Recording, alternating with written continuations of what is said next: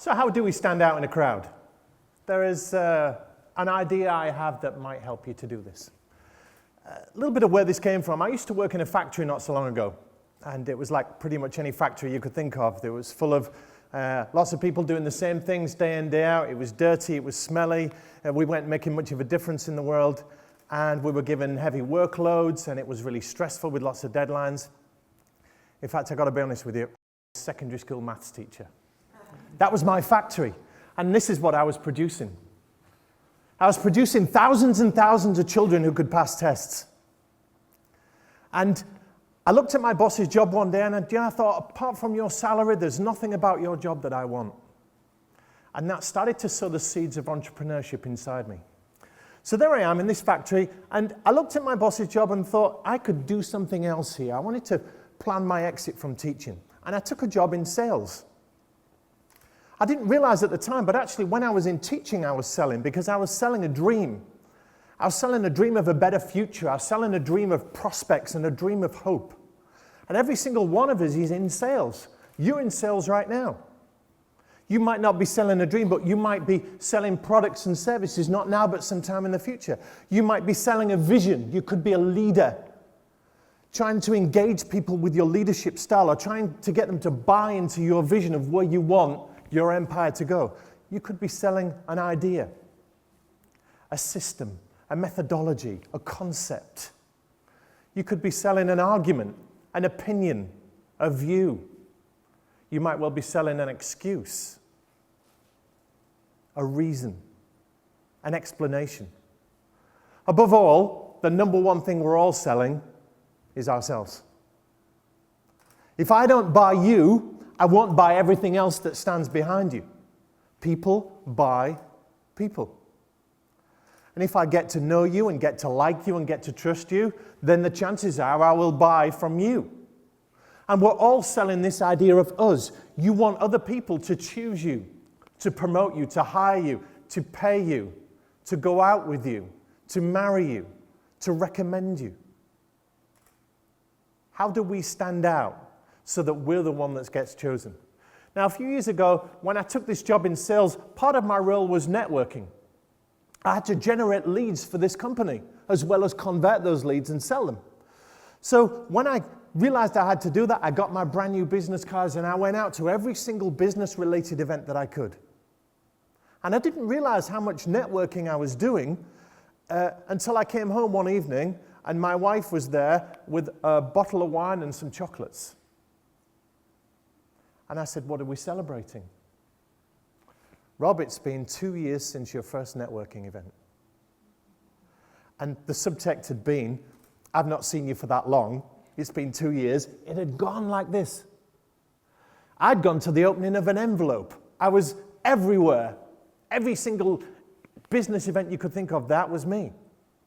And she said to me, I was wondering, and I thought there's a tough question coming up here, because women can ask men some very tough questions.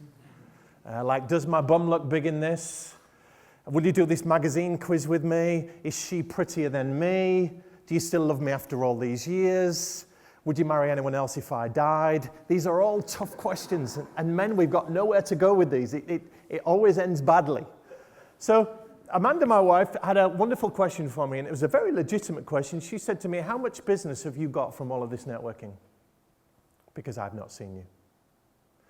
It's a fair question, and I didn't know the answer. So I went into my office, I did some checking, and this is my track record for 2 years of networking. Have a look at this and be impressed. I went to 126 business-related events. I spent 284 hours of contact time, pressing the flesh, shaking hands, saying hello to people, swapping cards. That's not including travel to and from the events. How many days out of my life was that? I spent $7,485 on breakfast, lunches, dinners, memberships, bacon sandwiches.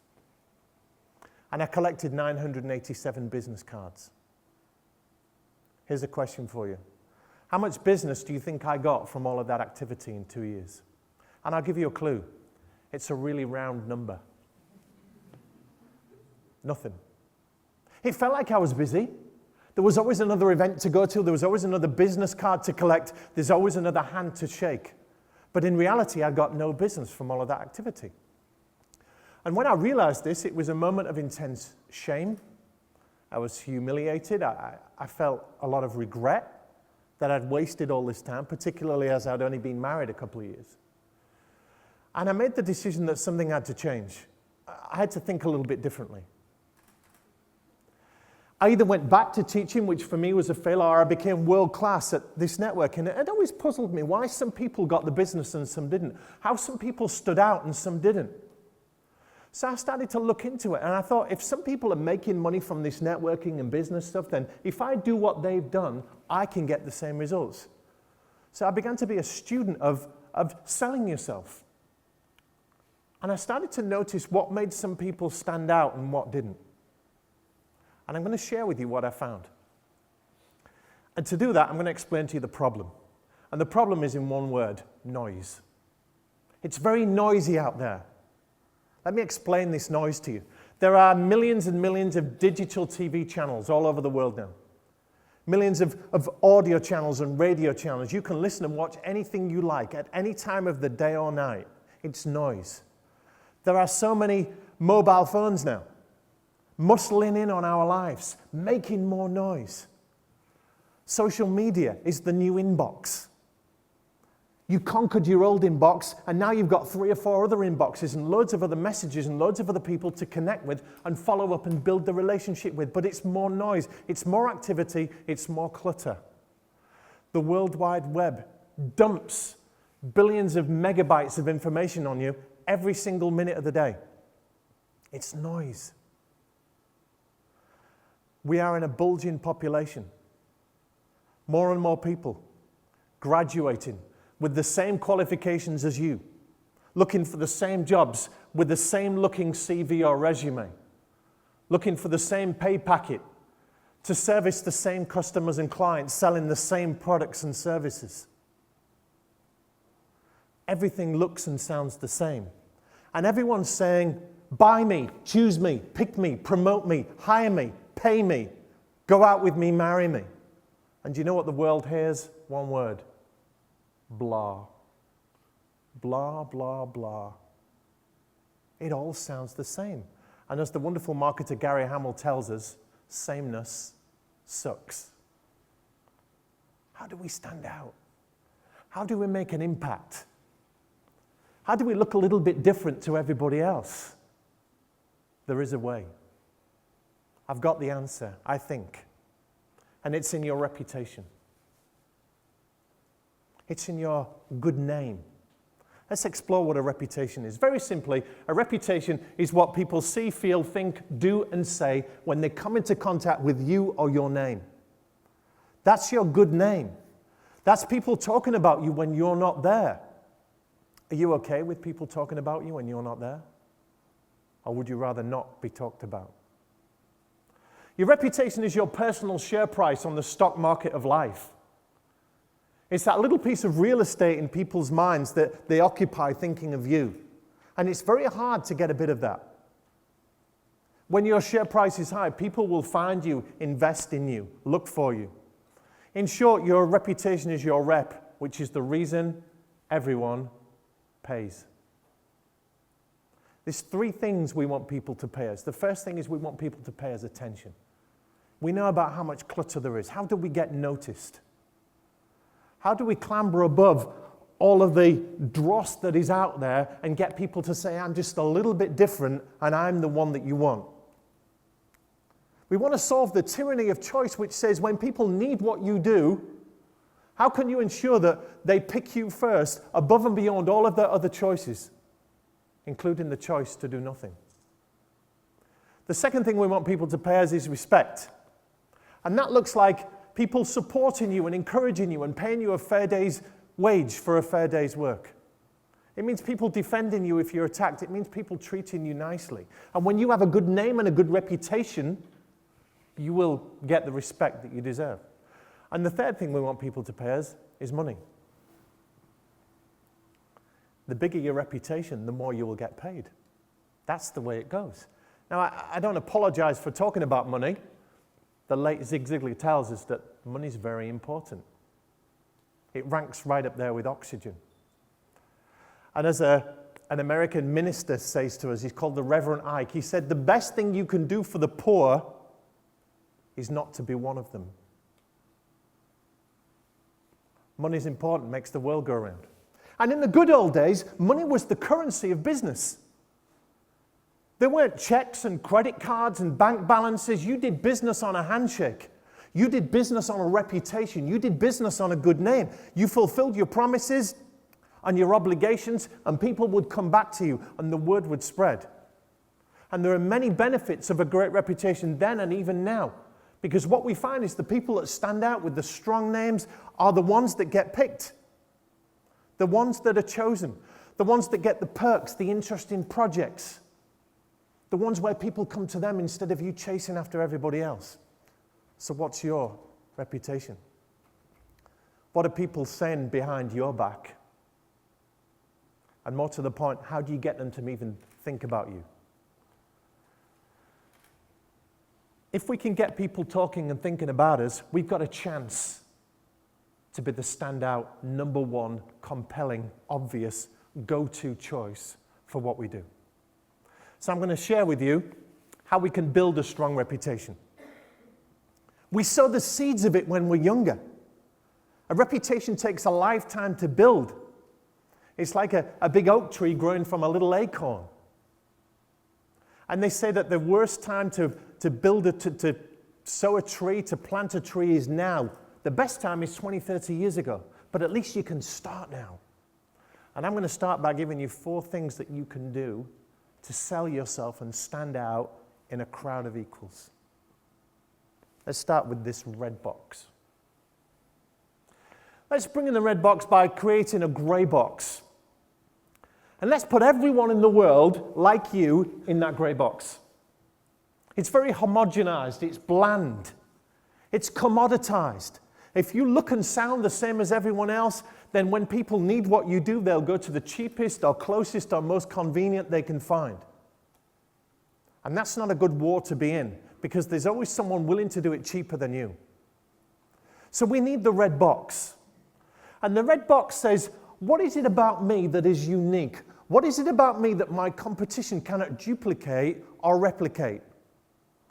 What is it that they would find it difficult to copy or claim? So what goes in your red box? Let's analyze it.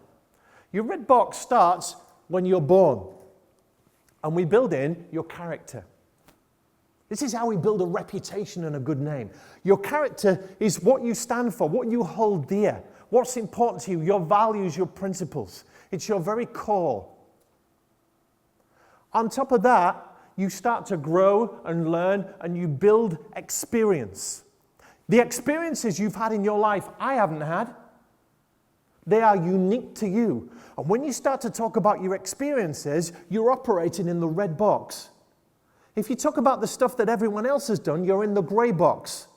And that's difficult for you to stand out. So the skills that you have, the talents that you have, I've not got your weapons. I've got different weapons. I've got different talents. I've got different DNA. So I'll fight a different battle to you in a different way. But there are ways that you can beat me in talking about what's unique to you. Your expertise, the knowledge that you've got. You've got stuff in your head that I couldn't even dream of. But when you talk in more general terms, it's more bland and it doesn't stand out as much. So build on your character and your inner being with everything you can learn and train and get good at. After that, you get your personal brand. Your personal brand is the outward manifestation of all the things you've got going on inside. It's the way you walk, it's the way you look, it's the way you talk, it's the way you deal with people, it's your website, it's your business card, it's your dress sense. It's all of those messages that come out from what's on the inside. And finally is your reputation, which is what people think when they come into contact with all of those messages. When they interact with your personal brand, what are they thinking? If you can talk about what's in the red box, your uniqueness, you've got a chance of standing out. Concentrate on what's in here every time you're interacting with people and building your brand. Your elevator pitch, your resume, your CV, the conversations, the pitches that you do. Concentrate on the red box. The second thing is build a network. Now you're out there, you've got to build that brand with more people. I don't take my word for it that networking is a fantastic way to build your reputation. I'm going to share with you some quotes from famous people that think networking works. But think of it like this. Your network is who you know, and your reputation is who knows you. The bigger your network, the bigger your reputation. You've been doing it since you were very, very young, networking. It's just talking to people and having conversations. Robert Kiyosaki says the rich people build networks. Your richest resources will always be in your richest relationships. And it's no good being famous if you haven't got people to be famous with and for. Brian Tracy says that most jobs are filled through networking. And Peter Drucker, one of the world's most famous management consultants, says that all the deals are done over meal times. And yet we don't teach it in our universities. So build your network and dig that well before you're thirsty. The third thing you must do is raise your profile. If you don't have a high profile, it's like being brilliant but anonymous. It's having a market stall and putting it in the desert. No one will see your brilliance if you don't raise your profile. To raise your profile, two of the best things you can do is speak and write. Whether that's a blog or a book or a presentation or a body of work, share your ideas. Raise your profile, because it's no good being the best kept secret in the world. The fourth and final thing is to be authentic. You might be very good at what you do, but if you try to be somebody else, you only get a hybrid of what you should be. Be authentic.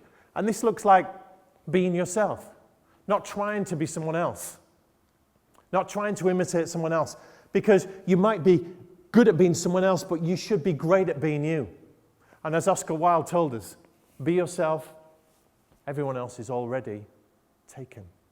Authenticity comes through from the very inside of your character, right through to your personal brand and right through to that reputation.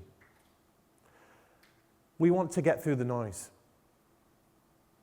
If you talk like everyone else and sound like everyone else, you will never stand out. But the good news for you is that we are in tough times and in dark times. Anyone can stand out and make money when times are good. You can be lousy and do well when the economy is good and everything's going great. But when times are tough like this and the outlook is gloomy, you have a fantastic opportunity to stand out like a beacon, like a lighthouse, by sounding and looking and being just a little bit better than everyone else. And to do that, focus on your red box, and you will become the number one go-to choice for what you do. Thank you.